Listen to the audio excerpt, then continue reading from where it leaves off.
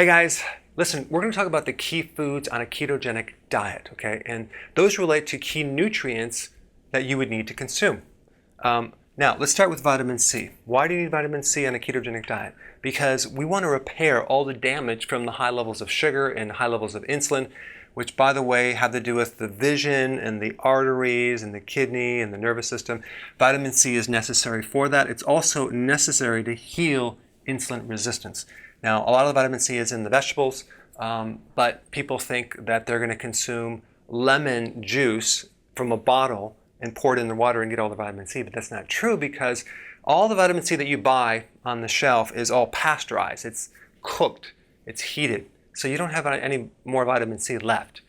So if you're taking an actual lemon and juicing that, you're getting some vitamin C, but not from the bottle. Now, the advantage of consuming lemon juice would be to counteract some of the stones that could be developing on a ketogenic plan, but not necessarily vitamin C, okay? Bell peppers are loaded with vitamin C, especially the green bell pepper, okay? All the peppers have a good amount of vitamin C, but bell pepper is pretty darn high. So that would be a really good thing to consume. Sauerkraut is another food that's loaded with vitamin C. So every day if you had just a half a cup, that would give you way more than you would need. Okay, but some people don't like sauerkraut, so go with the bell peppers.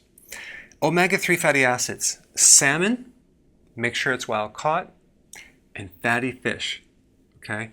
Loaded with omega-3. We want to make sure this is very, very high. Okay, then we have vitamin B1 and also other B vitamins, but B1 is the most important. This is really important because the need for B vitamin goes up when you get into ketosis. So sunflower seeds have a good amount of B1. And they have other B vitamins as well. Believe it or not, pork has a good amount of B1. Some people don't like pork, that's fine. I have the high quality, non-processed, no sugar bacon, so I consume that. Some people don't like it, that's fine. You don't have to do that. Nutritional yeast is another thing that's loaded with the B vitamins. Okay. Then we get to potassium and magnesium. These are really important on a ketogenic diet. The way you get that is large quantities of vegetables, 7 to 10 cups. A lot of people don't like consuming their vegetables. You're going to have to bite the bullet and do that. Potassium is necessary to heal insulin resistance, and it's involved in a lot of other things. Magnesium is also at the heart of insulin resistance, as well as it's actually in chlorophyll. So anything green like leafy greens and avocados and dark leafy green vegetables, you're going to get enough potassium. So green vegetables, avocados, beet tops have the most potassium of anything. I think it's per cup, it's like 1,300 milligrams. It's off the charts. And then avocados are also loaded with it as well. So we need large quantities of these vegetables to get the nutrients. Okay, and then we have iodine.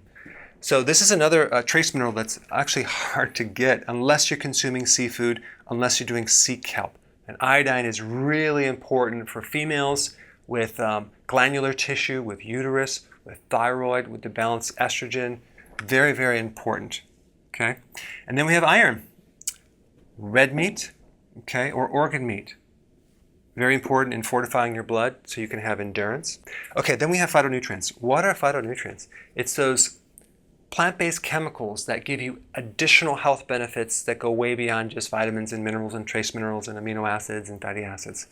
So phytonutrients are anti-cancer, anti-estrogen, so they're really good to clean the body and protect your cells against all sorts of damage from the environment.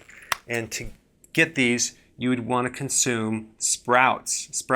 Certain sprouts like broccoli sprouts have about 50 times more phytonutrients than even just regular adult vegetables. So the combination of vegetables and sprouts, you're going to be totally fine. But we wanted to include that just to, as part of your health creating eating plan. All right? Thanks for watching. Hey guys, I wanted to personally invite you to a new Facebook group that I just started called Dr. Berg's Keto and Intermittent Fasting Lab, okay? So I created this so we can share our successful actions, what worked, what didn't work, the results. So I put a link down below. So go ahead and sign up and I'll see you inside.